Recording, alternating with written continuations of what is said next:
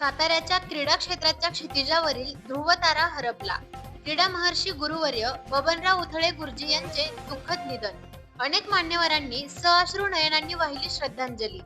क्रीडा महर्षी गुरुवर्य श्री लक्ष्मणराव सदाशिवराव तथा बबनराव उथळे यांचे काल रात्री 9:30 वयाच्या 98व्या वर्षी निधन झाले. राजमुद्रा न्यूज परिवाराकडून कैलासवासी गुरुवर्य अण्णा यांच्या आत्म्यास शांती व सद्गती लाभो हीच ईश्वरचरणी प्रार्थना. अंत्यविधी आज मंगळवार दिनांक 26/11/2024 रोजी सकाळी 11 वाजता करण्यात आला.